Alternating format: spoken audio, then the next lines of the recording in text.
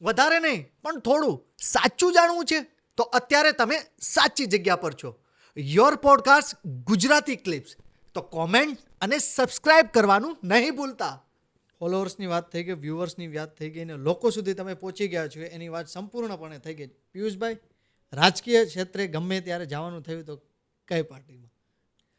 રાજકીય ક્ષેત્રે ભવિષ્યમાં હું કઈ પાર્ટીમાં જઈશ એ હમણાંથી કેવું મુશ્કેલ છે. કારણ તો કે મને ક્યારે જવું છે એ મને ખબર નથી. જવાના છો એ કન્ફર્મ છે? જવાના છો એ પણ જવાનો છું એ પણ કન્ફર્મ નથી, નહીં જવાનો એવું પણ કન્ફર્મ નથી. મેં આગળ કહ્યું એમ કે મારું કોઈ ફિક્સ ટાઈમ ટેબલ નથી. આજે મને એમ લાગે છે કે પિયુષ ધાનાણીની જરૂર લોકોને રોંગ સાઈડમાં ન જતા અટકાવવાના પ્રવૃત્તિમાં છે, તો હું ત્યાં ગોઠવાઈ ગયો છું. કાલ સવારે મને એમ લાગશે કે મારા રાજકારણમાં જવાથી લોકહિત જળવાઈ રહેવાનું છે અથવા પ્રકૃતિને ફાયદો થવાનો છે કે બ્રહ્માંડને કંઈક હું આપી શકવા માટે સક્ષમ થઈશ જો રાજકારણમાં જઈશ, તો આવું મને જો લાગશે તો એ દિવસે હું કોઈ પણને પૂછ્યા વગર, એક સેકન્ડનો પણ વિચાર કર્યા વગર હું રાજકારણમાં જઈશ. અને મને જ્યાં સુધી એમ લાગે કે રાજકારણમાં નથી જતો છતાં પણ મારું બધું જ ચાલે છે અને સરસ રીતે હું બધા કામને ન્યાય આપી શકું છું, તો મને રાજકારણમાં જવાની સહેજ પણ ઉતાવળ નથી.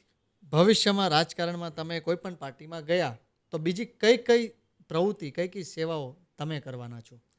રાજકારણમાં ગયા પછી વ્યવસ્થાના ભાગરૂપે મારા ભાગે જે જવાબદારી પહેલા તો આવશે એ જવાબદારીને હું પહેલા ન્યાય આપીશ. સમજો કે હું ધારાસભ્ય બન્યો ફોર એક્ઝામ્પલ, તો ધારાસભ્યના ભાગે આવતા તમામ કામોને હું ફર્સ્ટ પ્રાયોરિટી આપીશ. એ સિવાય મારી પાસે જે સમય બચે છે એમાં હું યુવાનો માટે કામ કરવા ઈચ્છું છું કે મારા વિસ્તારના યુવાનો અને ડિજિટલ માધ્યમથી પ્રત્યેક વિસ્તાર કે પ્રદેશ, રાજ્ય કે રાષ્ટ્રના યુવાનોને હું સારામાં સારા મેસેજ આપી શકું, બી પ્રેક્ટિકલ કામ કરીને આપી શકું. હું એવું માનું છું કે આજે હું એક કોઈ પણ જાતના પદ, પાવર કે પ્રતિષ્ઠા વગર ખાલી એક કોમન મેન તરીકે, એક આ સુરતના રત્ન કલાકાર તરીકે કે સામાન્ય નાગરિક તરીકે પણ જો કામ કરું છું, ટ્રાફિક અવેરનેસનું, નો રોંગ સાઈડનું, છતાં પણ લાખો લોકો સુધી જો આ મેસેજ પહોંચતો હોય તો જ્યારે હું ધારાસભ્ય હોઉં ત્યારે તો મારી પાસે ખૂબ બધો પાવર, પદ, પ્રતિષ્ઠા હોય, તો એવા ટાઈમે તો હું કરોડો લોકો સુધી મારા કામને અને મારા વિચારને હું પહોંચાડવા માટે સક્ષમ હોઉં. એટલે એવા ટાઈમે તો અકલ્પનીય અને અદ્ભુત કામો થશે, એમાં મને દૂર દૂર સુધી કોઈ શંકા નથી. ગમતા મહાપુરુષ કોણ? ગમતા મહાપુરુષોમાં જેમ કલરની વાત થઈ અને બહુ બધા કલરો ગમે, એવી રીતે બધા મહાપુરુષોએ પોતપોતાના જીવનકાળ દરમિયાન ખૂબ મોટું યોગદાન એ માનવ સમાજ માટે અને જીવ માત્ર માટે આપ્યું છે. એટલે પક્ષપાત કરતા જીવ ન ચાલે, પણ છતાંય આગ્રહપૂર્વકનો જ્યારે સવાલ થયો છે ત્યારે મેં જે મારી પસંદગી ઉતારી છે એ છે પાંડુરંગ શાસ્ત્રી, જેને આ જગતના લોકો દાદા તરીકે ઓળખે છે અને સ્વાધ્યાય કાર્યના જે પ્રણેતા છે, જે સ્વાધ્યાય કાર્યની પ્રેરણા જેમણે લોકોને આપી છે, સ્વાધ્યાય કાર્ય સાથે જોડ્યા છે, એવા દાદા એટલે કે પરમ પૂજ્ય પાંડુરંગ શાસ્ત્રી આઠવલે એ મારા જીવનના આદર્શ રહ્યા છે. આજે હું સ્પીકર છું તો પણ એના કારણે છું, આજે હું સારો શ્રોતા હોય તો પણ એ બધો જ મારા જીવનના સારા અને સત્કાર્યનો બધો જ યશ એમને જાય છે. જે કંઈ કુટેવો છે એ મારી પોતાની છે અને મારી અંદર જે કંઈ સારું છે, લોકોને ગમે એવું જે કાંઈ મારી અંદર છે, તેનો બધો જ યશ જો મારા ફેમિલી પછી મારે કોઈને આપવાનો હોય તો એ મહાપુરુષને આપવો છે. કારણ કે એણે જ મારું નિર્માણ કર્યું છે ને એના પ્લેટફોર્મ ઉપર, અને એના જે લોકો છે એમની સાથે ને એમના સાનિધ્યથી જ મારો વિકાસ થયો છે. તો જીવન જીવવાના એવા અમૂલ્ય સિદ્ધાંતો કયા, તેની ઉપર જ તમે જીવન જીવો છો? સિદ્ધાંતોમાં કોઈ એક સિદ્ધાંતથી આખું જીવન ક્યારેય જીવી શકાતું નથી. અલગ અલગ જીવનના પડાવ ઉપર, અલગ અલગ ઘટનાઓ, અલગ અલગ સ્થિતિ ઉપર સિદ્ધાંતોને ન્યાય આપવો પડતો હોય છે.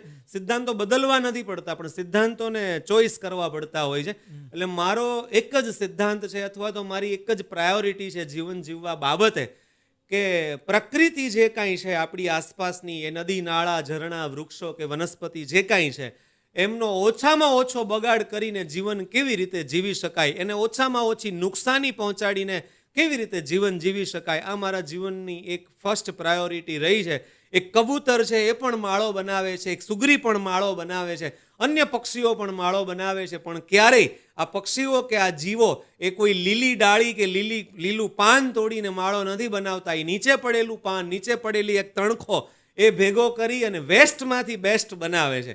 એવી જ રીતે મારે અને અન્ય લોકોએ પણ પ્રકૃતિનો જે વેસ્ટ છે એનો ઉપયોગ કરીને બેસ્ટ બનાવવું જોઈએ અને ઓછામાં ઓછા ફર્નિચર અને ઓછામાં ઓછા ઝાડ કે વનસ્પતિના વાઢકાપથી જીવન કેવી રીતે જીવી શકાય, ઓછામાં ઓછા પાણીના ઉપયોગથી કે ઓછામાં ઓછા અન્ય પ્રકૃતિએ આપેલા જે કંઈ આપણને તત્વો છે એના ઓછામાં ઓછા ઉપયોગથી જીવન કેવી રીતે જીવી શકાય, આ મારો એક ધ્યેય રહ્યો છે, અમારી પ્રાયોરિટી છે.